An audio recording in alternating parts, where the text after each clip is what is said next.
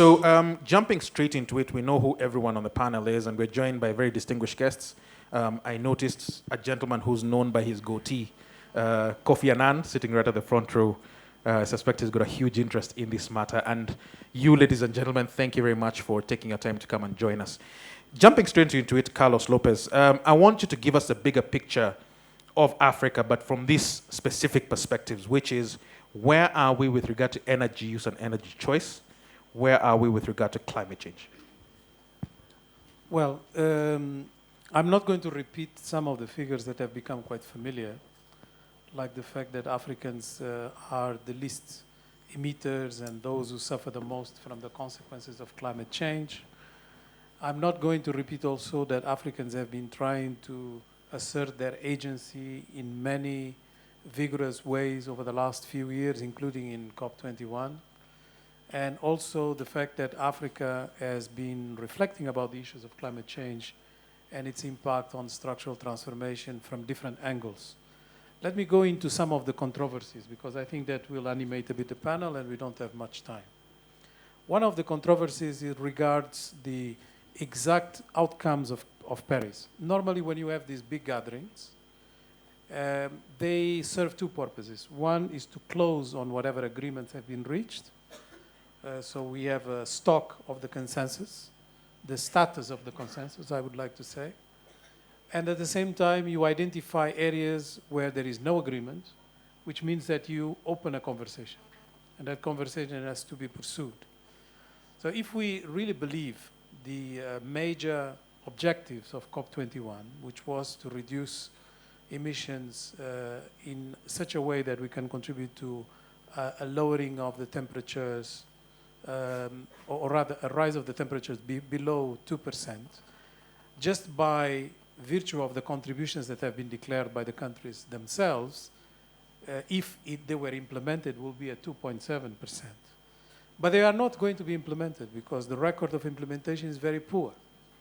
So it's much bigger a problem than it looks in terms of the agreement reached.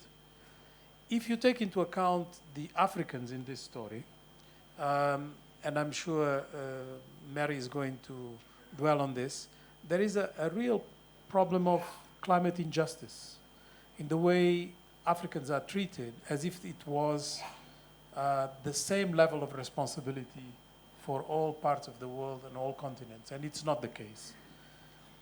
And one of the ways normally that we deal with this injustice is by talking about money. You just did it, Wallace. Well, let's look into the money issue. According to the International Energy Agency, we need about $1 trillion a year. Or rather, $1 trillion between now and 2020 to deal with this. That's for the world or for Africa? That's for the world, okay. To deal with the issue. Now, if we are going to actually look into what Paris is proposing, is a package of about 100 billion. Of that package of about 100 billion, really concrete pledges that have been done before Paris and during Paris, you are talking about around 10 billion, maybe 12 billion if you are generous. Of this, what has been dispersed so far, before Paris and after Paris, we are talking about less than 2 billion. So you go drilling and you end up with a conclusion that really the money is not going to come from these big promises. Where is the money going to come from? It's going to come from the fact that Africans have to realize they have a structural transformation agenda that requires financing. That financing has to come from domestic resource mobilization, and we should not waste too much time discussing with international consortia what needs to be done at the national level if we believe that is going to be the major contribution for transformation. It has never happened before in any other region of the world. It's not going to happen in Africa. 1% of African tax pressure generates 80 billion. If we just increase by 1% our efficiency of tax collection, it will take care of our needs annually. And this is much more important discussion to have, which is about fiscal policy, about how governments are going to structure the way they collect taxes, the progressive tax principle, and so on and so forth, then wasting a lot of time with these huge negotiations that require complexity that is not going to actually produce the results on time for us to face the music. And the music is already there. There are a number of countries with climate change consequences that are daring, and the only way we are going to turn around this is by making sure that we have the right discussions with a sense of urgency that is needed, and that sense of urgency actually points in the direction that instead of us discussing mitigation, everybody has to discuss mitigation. I'm not discounting its importance. We have also to discuss how you industrialize as a latecomer in a way that you are going to take into account this ecosystem vulnerabilities. And that means, in one word, that's my final word, that means that we have to take advantage for industrialization of Africa, of leapfrogging in many ways, one of which is on energy, because we can do it with green energy, we can do it with renewable energy, we can have a much lower carbon footprint because technologies allow that to happen, and because the costs of producing that type of infrastructure, that type of energy, are the lowest ever in the world and matching fossil fuel. That is the real challenge. What you've done is covered quite a significant bit of ground, and in fact, you've given me the basis of almost questions to every single one of the other panelists. So jumping straight into you, Tony Yang, what Carlos Lopez says, I wouldn't call it depressing, but I'd give it a reality check in terms of how much is needed and how much is actually happening. What is actually happening from your perspective? You sit at the bank, so you have a big picture of Africa. What's happening from the perspective of financing it, from the perspective of being able to raise resources for these two related issues? Yeah, thanks so very much, Wallace. There's nowhere else in the world that climate change is more important to the government, to the people, than it is in Africa. We've seen heads of states take very important decisions. And let me state that between 1960 and 2014, it's recorded that Africa suffered damages worth over $14 trillion. Disasters from 1,335 events. That's substantial. So we know what it means to us. But then, like we've said, every African out there knows there is an issue. We talk about the equity issues, but then we have to move on. And in moving on, we realize that as much as most African countries are taking steps to deal with these issues, if you look at COP21, we had the most ambitious INDCs, the intended nationally determined contributions, shows what African countries really want to offer. But the questions I've asked always is, can we do this alone? What sort of support can we have to be able to implement these ambitions that we have laid out there as our compact between us and the global community at COP21? So the intentions are there, but then they're dealing with issues of capacity. Recently, a minister told me, look, I'm so angry, and I asked him why. He said, I'm angry over Africa's lack of capacity. Even the capacity to pollute is not there. But this is something that's a problem to all of us. The capacity we need, he has talked about the money. It's not just the money. We need policies. We need a lot of things to be done. So I think what is happening is that the African countries have declared their intentions. The African Development Bank has stood behind these countries to say, we will work with you. We have opportunities to transition to cleaner energy. We have opportunities to transition to low carbon development. We have opportunities to transition to climate resilient development. This will require a different line of thinking. How do we put the money together?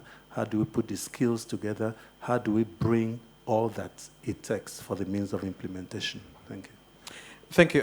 Mary Robinson, again, a very simple sounding question that's not. It goes back to my analogy of having a big brother who committed all the sins and you have to pay for that. It's very easy for Africans to say that, yes, we were not part of the polluting and so therefore we should not be made to pay when it comes to our development. But let's face it, reality is such that the climate is changing. Reality is such that global politics will not allow us to perhaps take certain paths of growth that we may want to. Where does that leave us from a justice perspective? Well, thank you. First of all, could I say I'm very pleased to see this is about the most gender-balanced panel that I've seen at this African Development Bank, so that's no harm. I came to climate not as a scientist. I didn't even take cases as a lawyer in Ireland on environmental issues. I did them on constitutional and other issues. When I was High Commissioner for Human Rights, I never made any speech on climate because it was being dealt with elsewhere in the UN system, and I never saw the connection. It was when I was working on economic and social rights in African countries, a small organization called Realizing Rights that I had brought together. We were working on health issues, women, peace and security, and everywhere I went between 2002 and 2010 in African countries, and I did it a lot, I kept hearing things are so much worse. And I realized, and I came to it very late, that this was a huge injustice. And the injustice is compounded by the fact that countries have built their development on fossil fuel. And now we're saying to African countries and other developing countries, look, please don't do fossil fuel. And yet you must do development. So it is a very big issue. But I actually believe that Africa can beat the odds, which is what we're talking about. I fundamentally believe that. You've done it. How? You've done it stunningly with the leapfrog on the mobile phone, and mobile technology. And one of the ways you did it with mobile technology was technology companies coming together. There's a bit of a lesson to be learned about how to cooperate in Africa on what is to be done. I've seen that you're going to have a number of initiatives here in Africa, including, I hope, the Africa Renewable Energy Initiative. Because I'm engaged, because I was the climate envoy of the Secretary General leading up to Paris, and now he's given me a new task of El Nino and climate, people come up to me, company representatives, to say what they're doing in Africa, entrepreneurs to say what they're doing in Africa, philanthropists to say what they're doing in Africa, African countries, community-based action. I mean, who is bringing this together? Who is creating that platform where we can see how much is already being done and that it's moving very fast? Renewable is becoming so much cheaper, and we have battery retention, we have off-grid, many, many examples that can reach the very poorest. We could use social protection systems, and Rachel and myself have had a lot of discussion about this. African countries have identified their poorest in social protection systems. We could devise a way now of making sure they get access to the cook stoves and the lights and the mini units in their homes because they can pay tiny amounts on a mobile phone. And that's how the poor have paid for their energy. They pay too much for kerosene and candles out of their tiny income per week. And they have to miss payment if a child is sick or some other catastrophe in the family. But now you can actually have the gadgets up front paid off over time, and then people have energy. And I think what is needed is two ways of looking at the energy. One is the bigger projects for industrialization, etc. And there are real constraints there. And it's not fair in a broad sense, but it's doable if you're smart. And actually, if Africa is smart and gets into the more advanced technology, it will avoid the problem, which will come pretty soon. It'll come very soon with coal, of stranded assets. And there may be countries that will try and go into coal, and then suddenly the world said, no, we can't do that now. Stranded assets, it's like asbestos. It's too dangerous for the world. Stop. Do you want to get caught in that? You know, and this is what could happen. So I have a real sense that by being smart and by understanding the need, and I do agree with Carlos Lopez, that most of the investment should come from the continent itself and from countries in the continent and from those who are willing to be supportive. The private sector from outside, philanthropists from outside, entrepreneurs from outside, and local community endeavor. I think we can show proof of leapfrogging into clean energy in Africa that will startle people, as the mobile phone has. And you've used the mobile phone in ways we never had. And that's the other side of climate justice. The injustice is that the poorest countries and communities suffer most and are least responsible. The other thing is they mustn't suffer again. I think it's not sufficiently appreciated that the most significant increase in complaints about human rights now is human rights violations by clean energy companies.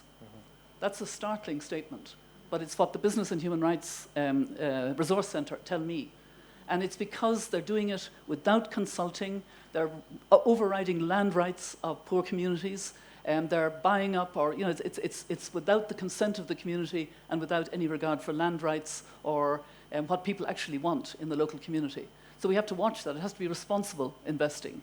And it's a complex issue, but I actually am very hopeful that Africa can beat the odds by being smart about knowing that it has to be energy efficient beyond belief too, and can save a lot on energy efficiency. And it's a combination that, I've heard some discussion about it here, but I'm worried that I'm hearing too much about we need to use all our resources, including coal and oil, etc., because that, in my view, will not be the best solution for Africa. All right. Naoko Ishii, before I came to this, the assumption I had was African countries are very poor at accessing climate financing. Very, very low figures. I then met you, and you actually disabused me of that notion. You said in your organization, at least, I think it's somewhere in the region of a quarter of those funds are being accessed by African countries. Why is there such a dichotomy from the big picture of climate financing to what your organization is doing to enable African countries and Africans access this climate finance? Thank you so much for having me for this very important conversation. In fact, the GF is a public institution, and we are actually quite small. We are talking about 100 billion promise or commitment. We were, in a sense, it's a drop in the ocean. However, in our institution, the African countries have a quite good access. Always the country, Africa continent, has about 1/4 of access to the GF, and you actually use them up very, very well. It's not only they use up very well, more important thing is they use it very wisely so that they can augment the capacity, they address some policy challenge, and they leverage the funds from African Development Bank, but also the private sector investment. So I think there are 3 important points to make it happen.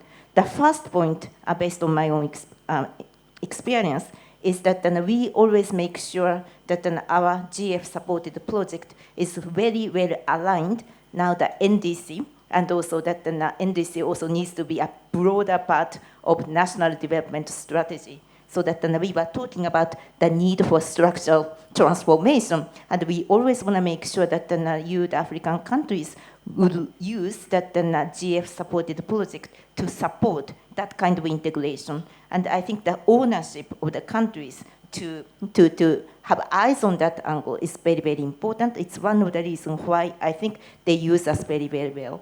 The adaptation is another very important factor. In fact, at Paris, we got additional 250 million for adaptation, which is a very good call that the donors are also that keep eyes on this and to this important issue.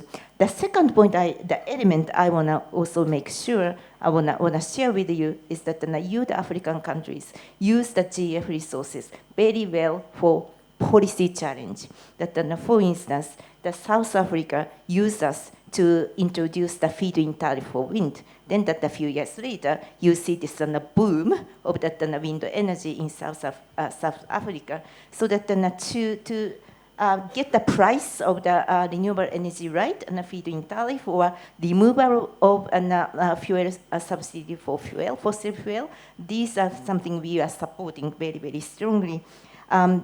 Because now Rachel is here, I just want to make one more example.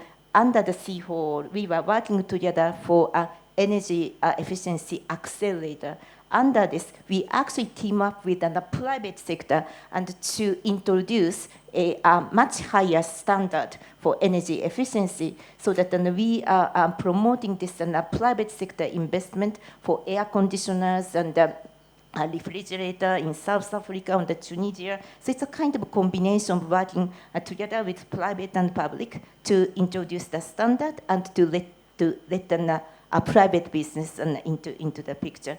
But my third point, and this is the last point, I want to make sure, is that the African countries did use the GF resources very well to leverage the private sector investment. And I can give you two quick examples, and both of them with African Development Bank.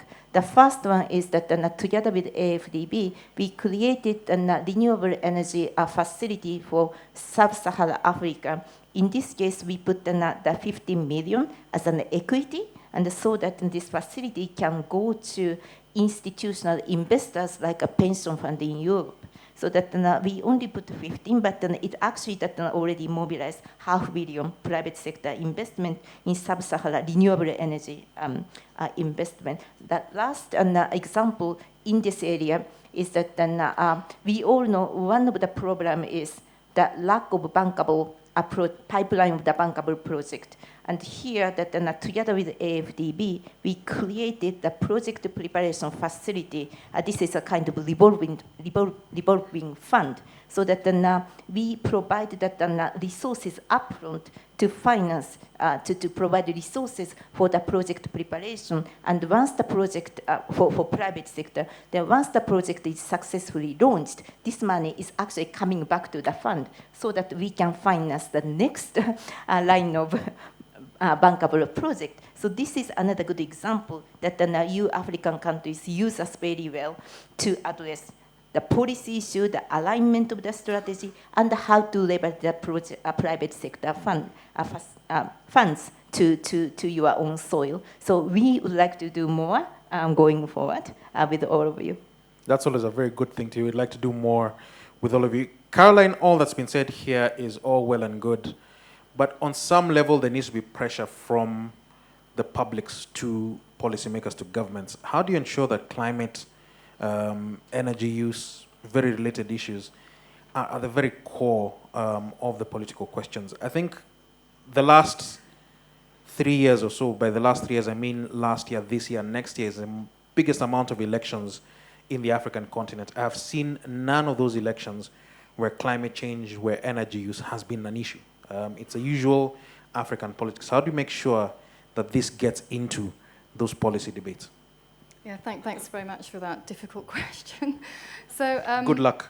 Thank you. So I think I think we could start with a very kind of pessimistic picture where we know that the situation is quite tough in many African countries. Climate change is happening now. It's not something for the future. And I think Carlos put that very, very clearly, and I think that's beginning to be accepted. And I think it's also very important to look at the global level. So when we look at COP21, and we can all be quite kind of cynical about the COP process, etc., but I think COP21 did come out with very, very different messages, and they were part of a very strong African voice. And, you know, Carlos and the UNECA did a very, very good job of reframing the narrative around climate. And what we heard across the continent, from many think tanks as well, and from many different organizations, is that, look, Africa doesn't want to go to the next COP21 with a begging bowl in hand, because it just is, one, it's extremely tiring, and you just don't feel like there's any progress. So COP21 was amazing, and this is an example of policy change at the global level. Because what we saw was this reframed the challenges, but will reframe the climate change into one of opportunity. It's an opportunity to fast-track low carbon, an opportunity to spark new innovation, an opportunity to make financing work for Africa as opposed to vice versa. And we spoke to many ministries around Africa, many finance ministries, who would say, it's just too painful to access climate finance. They're fragmented. So that we saw a big shift in the narrative. They said, look, climate financing has to work for us. So I think that's one part of the question that it's good to acknowledge. Then if we take it from the global level and we go to the national level across Africa, because that's important, it's the implementation of COP21, and it's linking climate to energy. And that's why it's excellent to see the African Development Bank putting both of these next to each other, the climate and energy together. Because when we started writing our report, Power, People, Planet, and our chair, Kofi Annan, is in the audience here, and he drove this report. And the idea was really to connect these two issues. It was surprisingly really difficult. You intuitively think that they're connected, But when we looked out there, there wasn't that great amount of connection. So we spoke to the African think tanks, we worked with the UNHCR, we worked with the African Development Bank, and it's about putting the reality of energy right in the middle of the climate debate. 621 million Africans don't have access to energy. If you exclude sub-Saharan Africa, if you exclude South Africa, sub-Saharan Africa uses less electricity than Spain. So these are some of the very sobering statistics. But over the last year and a half, I would say, incredible momentum has now taken place. And we can see that the whole issue of energy access has become a political imperative. And across the continent, you can see that people who are rich, they're bothered that they have to use their diesel generators. Middle class are bothered they have intermittent access to power. It affects their livelihoods. And the poor are bothered that they can't even use a light to read a book, can't even charge their mobile phones. So it has become a political imperative. So I would say that across Africa, because it's become a political imperative, we would hope to see more of this issue included in kind of platforms, election platforms, and I think we'll see that happening. And even now today, we can see political leaders across Africa have far more ambition than they would have had a year and a half ago. President Kagame, he says by 2020, he'll have full access. He will enable access to everybody in his country. That's an incredible ambition. But I just want to also give you another example from Kenya, now generating something like 87% of its energy from renewables. Ethiopia says by 2027, zero emissions. Not even any country in the world has got that level of ambition. So I would say it's coming. I would say there's been a great leap, and it's definitely coming. Policy is beginning to be influenced, and these issues are becoming more of a political imperative. All right. Rachel, back to your title, Sustainable Energy for All. The sustainable energy bit sometimes strikes me as someone declaring that Africa will have lower quality energy. We will be the experiment to try and prove a certain point, and so therefore we'll always be half a step behind everyone else. Am I being fair? No, you're selling Africa short.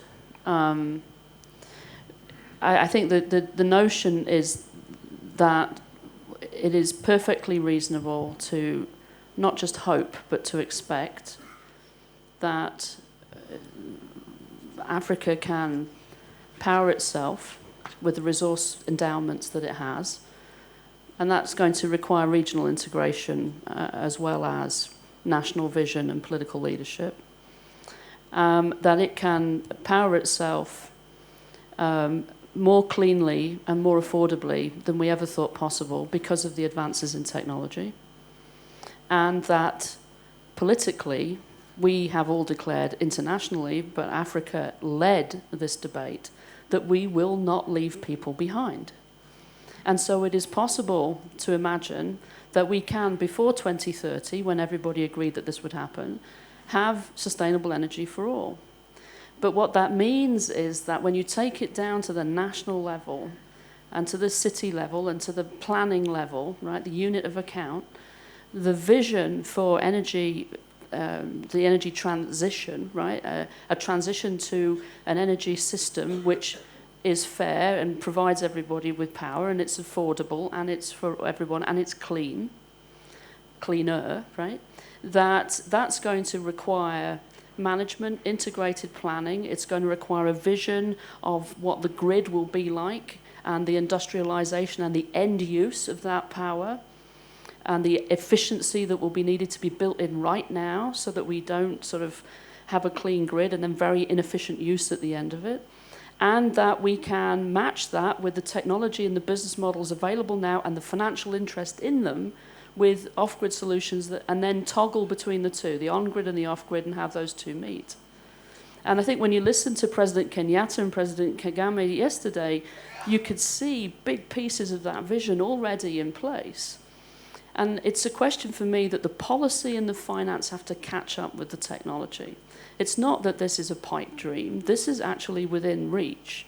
But it will require political leadership. It will require a faith and some long-term bets around the baseload capacity of geothermal, around smart investments in hydro, around the regional integration of smart grids and the investments that are needed therein, about a real understanding of how gas will get us there over the next few years, and then a real understanding about how solar and wind, grid connected and off grid, provide real solutions for businesses and small and households right now. Now there's another revolution built into this, which is that when you start providing power off grid cheaply through cell phones or through other business models that are developing on the continent, here first, when you start to do that and you let the furthest get power first, while you're figuring out your improvement on the grid and what you're doing in the cities, etc., you're changing the social compact of the continent as well. And suddenly those who were voiceless, women, heads of households, I mean, these are the people who can then actually contribute to the growth, which is the thing that finance ministers worry about on Monday morning. So I don't think that this is Pollyanna. I don't think it's an agenda that's being imported from another region of the world. I think that this was an agenda that was led by Africa. Africa said, we will not leave anybody behind in Paris in December. Africa said that there should be a high ambition coalition. I think the rest of the world listened, and I think there's huge investor interest in being part of that cleaner, affordable solution, because that's a smart bet. That's a growing market. That's not risk, because there will be risk associated with carbon in a world where we need to have much less carbon, and the developed world is figuring out how to deeply decarbonize. So I think there is extraordinary interest now in that future for Africa. All right, Marco Lambertini, I will not engage our 6-hour conversation about conservation versus development. Shame. But there are difficult choices to be made when it comes to choices about how to power ourselves up. The previous speakers have been very elaborate with that question. But face up to the fact that people who demand current technologies now because it looks easier, it looks faster, it looks like it'll provide more jobs.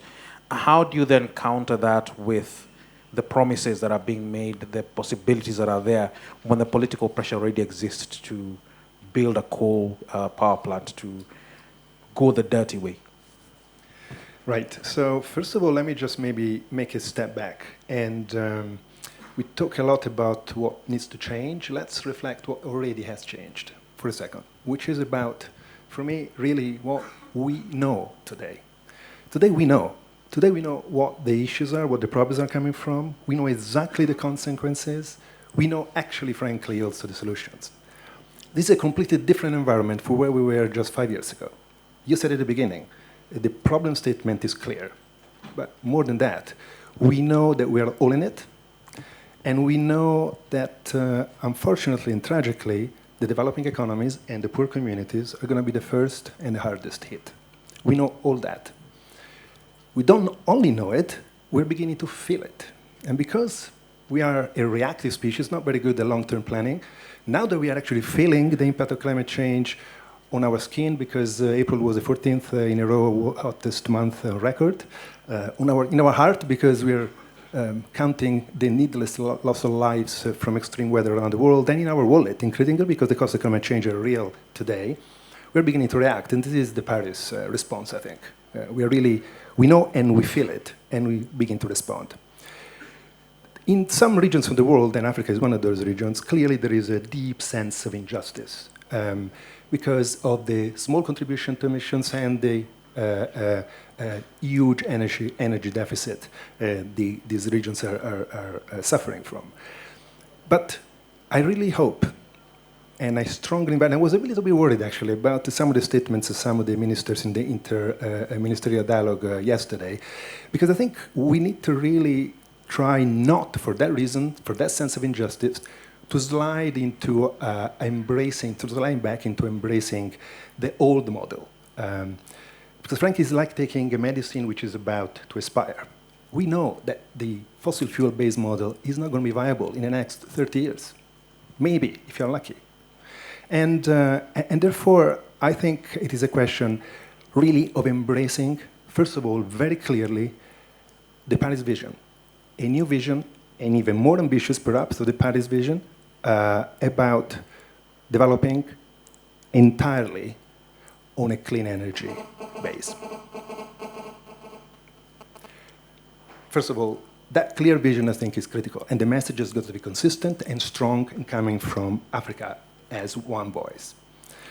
Because the real injustice is actually supporting Africa to embrace a model of development based on fossil fuels. Because as we said before, not just the whole world, but Africa will be hit first and hardest in the short term. Now, can Africa leapfrog to a different model? And this is a big thing. This is a huge challenge. This is a cultural revolution as well as a political and structural revolution. Somebody said, Mary, I think, said, Africa has done it already in other areas. This is obviously a little bit more complicated, but Africa can do that. And can do that on a number of reasons. First of all, in a way, the delayed development puts Africa in a position to really embrace new ideas, new approaches, and new technologies. Technology has been mentioned before, and there will be even better technologies coming up soon. In terms of approaches, let me stress what others have mentioned, because we are very passionate in WWF about that, which is the off-grid microenergy approach to solutions, to energy deficits. And on top of that, of course, there is the new urban design opportunities that are coming up. And coming to climate financing, there is a wealth of new opportunities being presented, not just to Africa, but to the whole world. But I think particularly for Africa represents a massive new opportunity, which is the debate about climate finance, but also the price on carbon. The carbon pricing could generate resources that should be prioritized for frontier areas of industrialization like Africa. I think we got to realize that Africa is going to be the next frontier for industrialization. And if you allow the next big industrialization effort in the world to be based on fossil fuel, I think it will be terrible for the world, even more terrible for Africa. And I think we can support a transition that it is what we really have to embark on. It is a big change. And for that, in any change program, once the problem statement is clear, you actually need to develop a transition plan. The transition plan will involve energy mix, will involve a lot of solutions, but with a clear vision that as soon as possible, because we know we don't have a limited time, we have to turn the continent onto a path of a completely different model, become really a leading example for the rest of the world. Before we go to the floor, because we've got a limited time, I perhaps want to come back to you, Carlos. There's a lot that's been said, especially from Mary Robinson and also from you, with regard to growth, with regard to the choices that can be made and all that. In the good times, it's very easy to look forward with a lot of optimism. Good economic times, growth is high. You're sort of trying to figure out exactly which percentage you'll take. Will you take 5%? Will you take 10%? When everyone starts growing lower, when China is even struggling to grow and it's been the engine of the world, Africa is struggling to make 5%, doesn't that automatically mean that it's more difficult to make the hard choices? So you say, you know what, let's get back to growth first, let's get back to huge growth, and then we will decide how to grow cleanly. I think the debate about growth being necessarily associated with carbon intensity is now over. The commission, is it really? It is. Commission for Economy and Environment, commission led by President Calderon, and I see that Trevor Manuel is here in the room, is one of the commissioners, has already made the very clear demonstration that we don't need really to think on those terms. But I agree that a lot of politicians still do, and the public opinion follows. Let me just compare with China in 1985. China in 1985 was producing amounts of energy that were equivalent to the production of Africa today. And what happened is that they multiplied so many times over, in fact, 1,000% per capita, consumption of electricity since then. Are we going to be able to do the same in Africa? That's your question indirectly. Are we going to be able to do the same and actually develop with the same model? My response is that we should not even think on those terms. First, because we can produce energy out of renewables. Africa right now only has about 23% of its production coming from renewables, but the potential is gigantic, stratospheric. And of the 23%, almost all of it is hydro. We have now very exciting new developments, but they are far apart, so it's not really in terms of density what is needed. So that's one. We can do it with renewables. The second is that even with the fossil fuel production that we have right now, the transition has to start. I'll give you an example. You know, I had this dialogue with the Angolan authorities. So Angola, as we know, is an oil exporting country that depends very much for its national income from oil. Angola doesn't refine its oil, so it exports all of it crude, with volatility of prices that are the ones you are aware. If Angola transformed its oil, refined all of it, it would be able to sell it to its neighbors, not going all the way to China. So that's already a contribution to the environment and to the emissions. But it will also be able to reduce quite considerably its volatility. And that is just for a transition, because I think they have to phase it out. But you know, between now and phasing it out, it's not going to happen overnight. And I think that if we are going to industrialize, the most difficult parts of our industrialization process are not actually the ones related to the environmental respect. Those are the easiest parts. They require a lot of determination, policy, design, and a number of other ecosystem-related issues. But the most important difficulties are going to be with aligning industrialization with the challenges of a latecomer. We are a latecomer. We are going to get into it when, you know, a lot of odds are against Africa. You know, my number one odd would be intellectual property, not the cost of renewables. My second odd would be to mention the complications of the trade system, the regulated trade system of today, and so on. I can go on the list, and the difficulties related to the environment will come quite low. So let's tackle those, because they are ripe for immediate gains on the part of Africa, while we engage on the more complex dimensions that are going to make our industrialization very difficult, because cost of labor now are not the number one contribution for productivity, etc., etc. So we have many challenges, but believe you me, Wallace, we should not look into going the path of fossil fuel. Tony, you wanted to jump in very briefly before you go to the floor? Yeah, thanks so much. I think we all agree that there has to be a transition. And I think that message needs to come out very clearly, because when we say let's stop every fossil fuel production, generation today, I think that might be quite difficult and puts a burden of guilt on countries who probably are willing to go into a transition. What I think we should be looking at is how can we fast track this transition to see that we don't stay so long, we don't rise to a point that others rose to before we peak and begin to decline. We can do these things very differently. When we talk about stranded assets, we also have stranded assets in renewable energy. And I think it's something Africa needs to look out for, that we don't become a dumping ground for ancient renewable energy technologies that they think we don't need it anywhere else, let's put it on the continent. That's why we need capacity. Our countries need to be strengthened. The standards organizations of these countries need to be put in place to ensure that whatever comes in here are not the rejected, the leftovers, and those ones that will cause a problem for us. For transition, I think we will.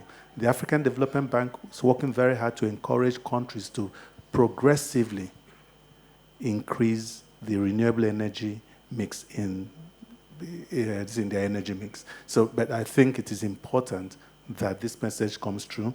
The political will is there. We've seen our heads of state talk. We know how many of them come to the bank for support. The political will is there. The desire is there.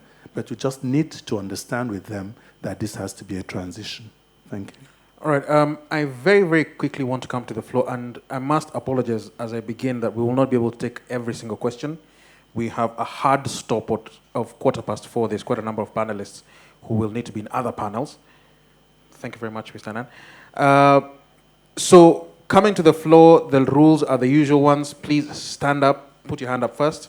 Stand up, state your name, institution, country, or whatever place you represent. And then make it very, very brief. No multiple questions, just one. I'll start with the gentleman sitting over there in the greenish jacket, if I can get a microphone to him. Then come to the front row. And then there's a lady sitting there, a gentleman sitting there, and a gentleman sitting right over there, and a lady here. Just those ones, please. Very, very, very brief. Finally, if you're going to ask a question, please be specific about who you're asking the question to. Thank you. Maybe this is more of a comment than a question. My name is Robert Chiwala. I'm from the traditional House of Chiefs in Zambia. I reside in the village. The climate change is very devastating to rural areas. But often we're never asked as villagers what we think of the situation. Neither are we ever asked what solutions we can come up with, because we're right in the middle of it. Then, we feel the impact most than everyone else as far as we're concerned. We're in the middle of it. Mary and Dr. Nauke, thank you very much for your concern. We do appreciate and we do know who you are. Even though we're in the village, we're actually quite educated. But do we really get the benefits that you've spoken of, Mary? We don't. I can tell you that for a fact. All the solar solutions that you come up with are so expensive. I actually have wealth. I don't have money, but I am wealthy. And I can't afford it. It's expensive. The girl child is the one that suffers the most because we subject them to collecting firewood and everything else, heating up the water while the young boys go and try and get an education. Also, the theme of rural electrification, bringing electricity poles and electricity lines to the rural areas. Ask us. We don't think that's right. Give us small solar panels, batteries. Don't bring $1 million poles and wires. Hook it up to my hut, because I will move that hut whenever I feel like it. Okay, and we don't need a begging bowl. Where I come from, we have a problem of charcoal burning. All the young lads are cutting down the trees because they have nothing better to do, and when they grow a produce, they can't sell it. But we do have solutions. Ask me, ask us. I can go on, but thank you very much for your efforts. And I think the picture is clear. I suspect that you've got quite a treatise that you've written down, or if you haven't written it down, you will write it down. I have it all. Please write it down in a proper fashion. I will make sure that it goes to the bank and is then able to be distributed. I think there's quite a number of useful things that you were saying there, and unfortunately, for the time limitations. There were other hands. I had selected them. Please don't cheat. Gentleman at the front, I remember. So there's about 5 hands. So there is a microphone next to you. Yeah, please come. So this gentleman here, the lady sitting behind him, there was one somewhere right at the back, and you, and I think that was it. Bonjour, je suis Alexis de Roquefeuille. Beaucoup ici me connaissent. Ma question est adressée à Carlos Lopez et à Tony Young. Je suis aussi le président de l'association Citizen Planet, qui s'occupe de renforcement des capacités en matière d'environnement et de changement climatique.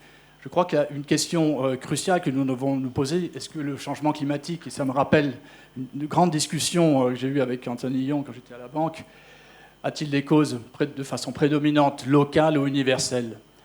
Et peut-être essayer de tordre le cou à une misconception. Il me semble que le changement climatique a seulement des causes universelles. Dans ce cas-là, ce serait trop facile. Nous aurions juste à simplement à continuer un combat mondial à la COP21 et dans d'autres forums, obtenir des financements et rester tranquillement dans nos sièges africains et attendre les justes compensations qui doivent être dérivées de cette terrible injustice qu'est le changement climatique et que l'Afrique subit. Bien sûr, les causes sont aussi locales Et c'est un combat dans lequel nous devons tous nous battre. C'est celui de la nature, d'abord. Dans ce combat-là, dans le combat du changement climatique, il y aura des perdants, il y aura des gagnants. Les gagnants sont ceux qui, bien sûr, seront allés, comme Carlos le disait, vers des énergies renouvelables, vers un bon traitement des sols, vers une agriculture qui respecte les sols, vers la préservation des rivières, de la nature, des écosystèmes, des fleuves, des forêts, des océans. Ceux-là, ce seront les gagnants. Et puis, il y aura des perdants, ceux qui auront perdu ce combat local contre le changement climatique. Le lac Tchad en est un très bon exemple. Et puis, il y a ce qui se passe en Inde aujourd'hui.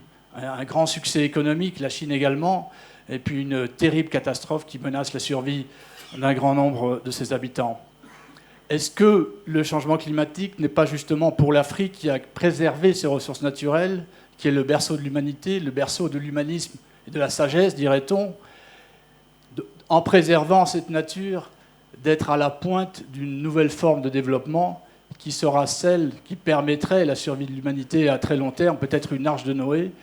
Est-ce que finalement le changement climatique ne représente pas une opportunité? Et est-ce que cette opportunité ne doit pas être cueillie au niveau local en même temps que de continuer ce combat universel? Merci. Merci beaucoup. Lady right behind you, yes, this lady who's standing. Thank you very much. My name is Lindiwe Majele Sibanda, representing FunPan, a policy think tank. I'd like to congratulate the panel for two great things, the gender balance and talking about gain, not blame. But on that point, I think one of the things, we are sitting here in Zambia in a region that's been affected by the El Nino.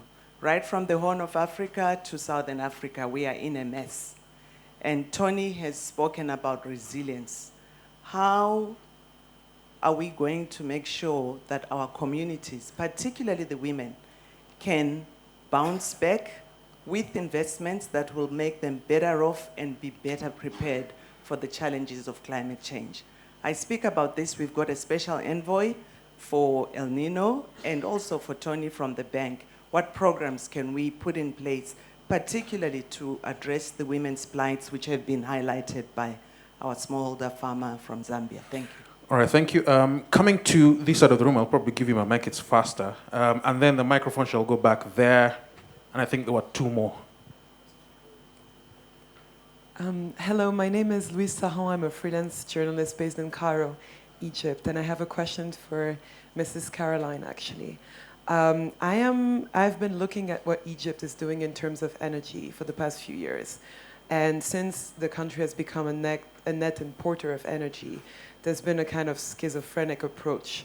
So we're both, importing coal now to have a quick fix to our energy gap. And at the same time, we're providing all the mechanisms for, we have a feed-in tariff, we are phasing out fossil fuels, we have a clear vision for 2020, 20% of renewable energy. We have huge scale projects in wind and solar. And so I'm wondering, is it possible to have this approach that somehow goes in two different directions, but sometime at some point in the future hoping that the clean one will take over? Because this is not a quick fix, The energy intensive factories have paid so much money to change all the kilns. For example, we're going to be powering power station with coal. So this is at least 20 years. We're not talking 5 years. Thank you. Thank you. There was, yes, over there. Yeah, go ahead. Do you have the microphone with you? Oh, you already have one. Okay. Yes, hello. I'm Michele Leone from the International Development Research Center, Canada. I wanted to go back to the leapfrogging and the mobile phone revolution. And in Africa, the mobile phone were such a stunning success because they were a quick win. They provided advantages that were obvious for everybody, from the big corporate to the smallest of the smallholder farmers. And they also, in doing so, they did not threaten to destabilize the current power and political structures. And so the decision on that could be taken without involving civil societies and without involving people to a large extent. While the decision on climate change, it's it's much more complex problem, and this decision need to be taken involving civil society, in my opinion. So the big question for me is also, among all the others, is how can we broaden the democratic decision-making process involving the civil society more, and how can we do it within one generation? Thank you. I particularly like that question. In fact, I was going to ask it, which is climate change. If you can just pass the microphone. Climate change and energy are a political threat, much less than much more than mobile phones were. So what's the reality of that? Yes. Vivek Mittal from Millennium Resource Strategies. I mentor project developers towards bankability and financeability, and sort of from startup capital to growth capital. Hugely focused on distributed clean energy these days. What I find really ironic is that we talk about sustainable energy for all. We talk about jobs for everybody, SMEs. My calculation is that in Africa, about backup diesel fuel powers about 50% as much as delivered from grid energy. That costs the continent about $25 billion every year in diesel fuel alone. Leave aside the CapEx and the O&M. We talk about, in large projects, we talk about, cost-reflective tariffs and dollarization of PPAs, but there's this huge outflow for diesel. In terms of support and funding for distributed generation for SMEs, there's hardly any support that I find in the 3 years that I've been looking. The other area is affordability. I don't hear enough comments from anybody on affordability. Am I missing something, or is the panel missing something in these regards? All right, thank you. No other urgent hands. Now, we have less than 10 minutes before our hard stop at 4:15. We have 7 panelists, which means each of you has about 1.1 minutes. With my very bad mathematics. So I'll start at the very end, coming this way. So if there's a question that you think was aimed at you or that touched you, please go ahead. So I'll start with you, Marco, and by way of also final comments from you with regard to the discussion. Which use 2 microphones like this. You look like a hip hop star. But please go ahead. And you're obviously very vocal, so that's I would need 2 microphones. I can't touch on all the questions, so I'll just add a couple of things. First of all, civil society engagement, absolutely critical. And I think I hear often the fact that a lot of people have the perception that in Africa civil society is not very well developed. I think I would invite you to think again. Because actually civil society in Africa is one of the most vibrant communities that I have met managing a global organization. And the engagement on climate is increasingly deep and at all levels, from communities on the ground to national governments and regional governments. So actually, personally, I'm much more positive and encouraged by the engagement of society within the African continent. One last point, I think I've got 20 seconds, is I mentioned before Africa is the new frontier of industrialization, and this is an area where really we should be concentrating on.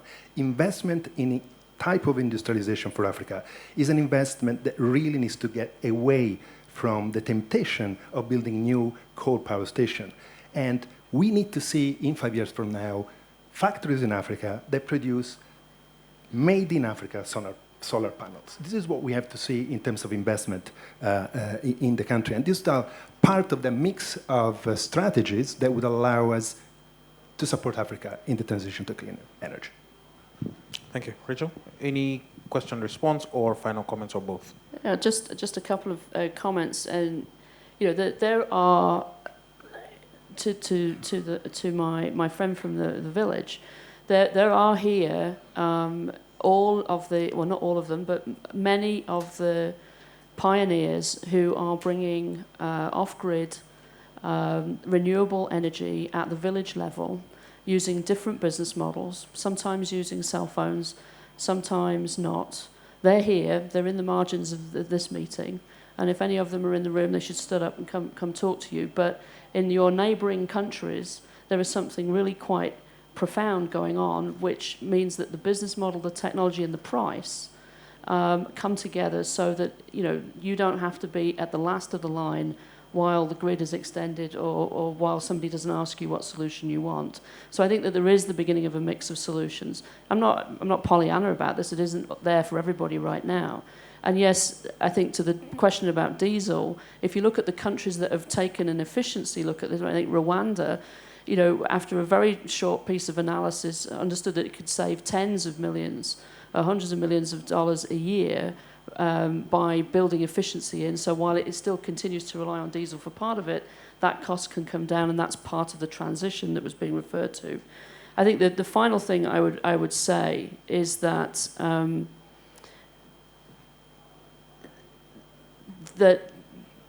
what I think has to happen at the political level is the faith that in the next 10 to 15 years, an integrated view of how all of the different energy sources can come together in the most pragmatic way to provide the growth, including the industrialization, and give access to everybody, is the piece that isn't quite there. It's still sort of project after project after project, rather than sort of a systems approach. That will have to be undertaken at the regional level. And if you've got gas offshore, then that's going to have to be a systems approach to bring that in to the centre of the continent while you're building up the solar and the wind and while storage technologies are being found elsewhere. And that is something that is, as Marco said, it's not something that we don't know how to do. And there is the possibility to do it. And that's, I think, the piece that I've been sort of missing in some of the conversations. And that's the role of the Africa Development Bank together with others to pull that conversation together. But what I would say is that you can imagine that every African can get access to affordable energy within 10 to 15 years. And once you start believing that that is true, and you start listening to the villagers who want it, and you allow for a level playing field that will make that possible while you're also improving the grid, then I think you can actually see things move quite quickly. But get the level playing field and put the policy environment in place that will not penalise things that are off-grid and managed outside of the already imperfect management of the grid. Thank you. I want to skip you for just a second, Caroline. I want to go to Naoko because she has a flight to catch and she doesn't have a private... Had you forgotten? Thank you so much. She had forgotten she had a flight to catch. And she doesn't have... You can use my... I need to go back to Nairobi where... You can use my private jet, but it's stuck in Nairobi, unfortunately. Very modest and public. So I'll allow you to go before Caroline, and if you just allow us to do that, and then you're free to leave. But we want to still also finish by about 20 past. So go ahead. Thank you. Actually, I do have only one comment, and it's more about what Mr. Carlos Lopez mentioned, that you actually said something like the environment is not necessarily that difficult to decouple of the growth, something like that. Actually, I do, if respectfully, a bit of disagree on that. To me, it's really difficult to try to help Africa grow while to maintain the natural capital as it is. Natural capital for Africa is a very important source of sustainable development, and many of your NDC do have include agriculture as a part of NDC, and feeding Africa for the next 2-3 decades, it's such a challenge. And if you don't do agriculture right, you deforest, and then it actually erodes the natural capital, which is a very important source of your natural sustainable development. And based on our own experience and talking to also the village people, and you are also suffering from that dry land, and also that Lake Chad, Lake Victoria, Lake Tanganyika. This is a huge challenge of how to maintain the natural capital. So while the growing, promoting the growth is important at the same time, how you can still make this growth compatible with those global environmental commons is a additional very, very important challenge. And unless you really keep eyes on it and be smart in doing not only energy but also maintain your natural capital, that the sustainable development or goal 2030 will not be achieved. And we have a quite a good example working with the African Development Bank, like in case of Zambia, we are actually providing the project for the community-based and sustainable development Lake Tanganyika. So this is one of the examples that we are also trying to support this, to support sustainable development utilizing natural capital based on the community engagement. So I just want to register that point that with all of you. Thank you. If we can just give it back to Caroline, just your final thoughts, plus also any responses that you may have. You're free to leave in case you feel the urge to get to an airport near you. Go ahead, Caroline. Okay, thank you. I'd like to thank you for your question and comment, because I think that's an extremely good case example, and we see that situation across a lot of countries. And I think the point you make is absolutely right. It's going to take time. The transition will take time. We can't just suddenly think that Africa will be zero emissions by 2 or 3 years. So countries will adopt an energy mix, a mix of approaches. And I think the comment on the emergency diesel, I think, is a really important part of the picture. And we all know that this is incredibly expensive for governments, and it's also very destroying for the environment as well. And in fact, Ghana at the moment is struggling with this. They needed an emergency diesel project, and it's taken over 18 months. And now that's become a bit of a political issue, like we were discussing before. If you walk around Lagos, it's like a city powered on diesel. So you get these kind of contradictions within countries, because also in Nigeria, you have 93 million people who don't have access to power or any kind of modern energy. I mean, these are the stark contrasts, the kind of starting points of many of these countries. So I think one of the critical things, like we've kind of discussed here, is the energy mix. And it's the speed of the transition that's important. And we can't expect Africa just to drop all the fossil fuels. That's just not realistic, because the other countries are polluting the planet up here. In Africa's emissions are about 2.4% down here. So we can't say just stop. I mean, that's just not realistic. It has to be a gradual transition. It has to be well planned so that we don't get this really difficult mix to manage. But I think ultimately, Africa's energy path should be a global public good and not a global public bad. And if it's managed well, it's a global responsibility that we get this right. And really, everybody has to step up. And we haven't quite seen that yet. We hope to see it from COP. But now everybody has to step up. The polluting countries have to step up. And I think the political environment is right in Africa to get this right. They want to get on the right path, but it has to be a global public good. Thank you. Mary? Okay. Well, thank you. Yes, go, please. No, go. Do you want to go? Okay. Okay. I thought they were really very good questions, and I just want to answer a few of them. First of all, starting with Robert of the House of Chiefs and his village. Climate justice strongly promotes voice and listening and participation. And, for example, when we met last in Bonn just last week to carry on the discussion post-Paris, my foundation brought 2 grassroots women, Rosemary from Kenya and Josephine from the Philippines, and they participated. They were listened to, and they had a lot of common sense and very good ideas, and we need to do more of that, much more of that, in the formal systems, including in the African Development Bank, okay? I want to link that with the question about El Nino. The initial approach to me about El Nino was purely dealing with the humanitarian. And I said, but we've had El Ninos for a long time. We never needed special envoys before. Why now? And then they said, well, of course, because of climate. And I said, well, why haven't you spelled that out? Because if you link that, then you're not just dealing with the humanitarian, which is the urgent, and it is urgent, very urgent. You also have to be dealing with resilience, as you said. We're going to have El Ninos every 7 years or so, and they're going to hit the same countries every time, more or less. And therefore, we need to prioritize resilience in those countries, including agricultural, including women, as you said, helping their communities to become more resilient, and that is really urgent. I think the question of affordability of access to energy is really important, and that was the discussion which Rachel and myself and others have been having about trying to use the social protection systems in countries There's a large social protection system in many countries. It may provide food aid, it may provide support for families in the home, whatever it may be. The safety nets production system in Egypt covers about 8 million people. If we want to scale up for the very poorest, let's try and link the social protection systems and access to clean energy.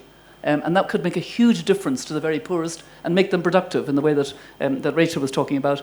And civil society has to be very key to this transition in Africa and to the political fault lines that you were pointing to, Wallace. We need an informed civil society in this country pushing in the right direction, pushing the political leaders, because some of those political leaders are still stuck in old concepts. I've heard them here, and I've been a little bit depressed to hear some of them. Some of them are progressive, some of them are not so progressive, and they need civil society to push them. All right, Tony? Thanks so much. I'll just take one question from Lindiwe. The African Development Bank has launched its High Five programs, and one of them is to improve the quality of the lives of every African, including those women. It is only in our villages here that we still find machete and hoe agriculture, where we depend entirely on the rain. When it comes, we farm. If it doesn't come, we are doomed. We're working to change that. No more should our women be subjected to the vagaries of weather just to be able to earn a living. That's very important in our program at the bank. But let me also close my statement by saying, look, this is a very important topic. It's interesting that we're having this discussion amongst people who contribute about less than 4% of the total emissions. The 80% produced by 3-4 countries, if they could cut emissions by something reasonable, I think we would see the path, the world going in that path. We're talking about heading towards a 1.5 degree Celsius.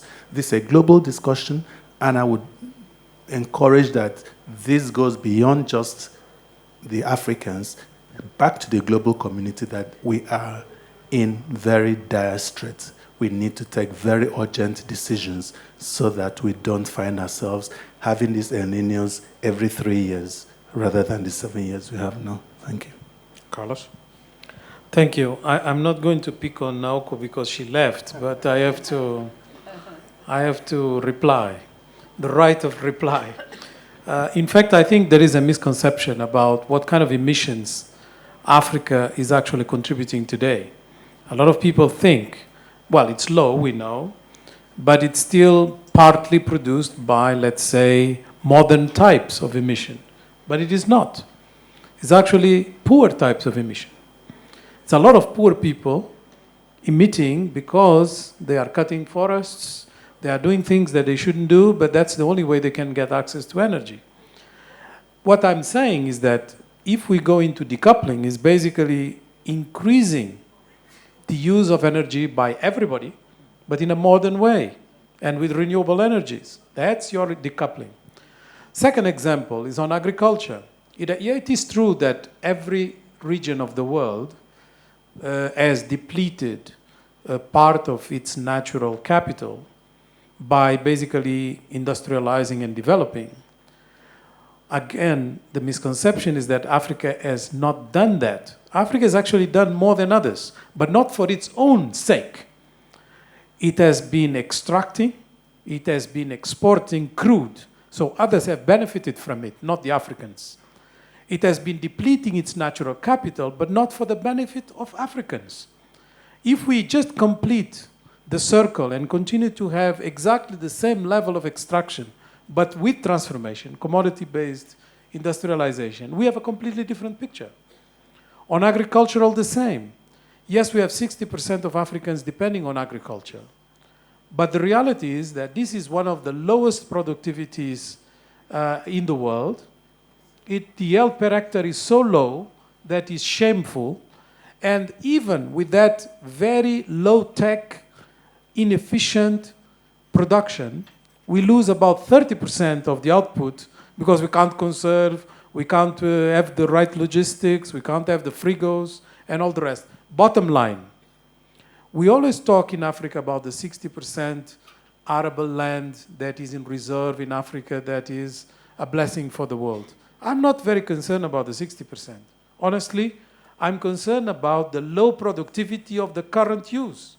That is a disaster and is responsible for the poverty that we are actually witnessing. Because if you have 60% of your population depending on such an output, and then they are contributing about 6 to 7% of total GDP, there you go, you have your poverty. So decoupling is really something about smart policies and about the mix being right for Africa. Very different from what it would be in other parts of the world that has to go through retrofitting, a completely different proposal and a completely different outcome expected also from investments that are going to be much more profitable and quicker to turn around in the continent. So that was not to pick on Naoko. The second question that I just want to answer quickly is the issue of affordability, because it was not answered by the other panelists. The other questions were covered. Affordability is about supply and demand. The fact that the energy is very expensive in the continent is because the supply is very low. We have to increase that supply considerably. Take an example from Ethiopia. Now, they intend to be an exporter, a net exporter of energy. This will be a complete revolution in the country. Obviously, that is going to increase the supply considerably, and as a result, affordability is going to be much greater than it is right now. It's already the case with some of the dams that they have built. It will just increase. So I think we should not go into the mistake that has been done times over in Africa of trying to address the poverty pockets by having social programs to deal with them.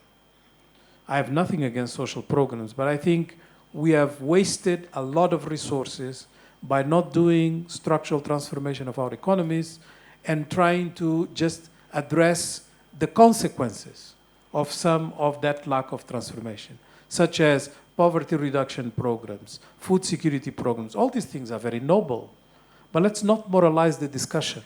We need to transform the economies, so instead of going into these little drops to try to basically remedy people's problems, we actually transform their lives. Thank you very much.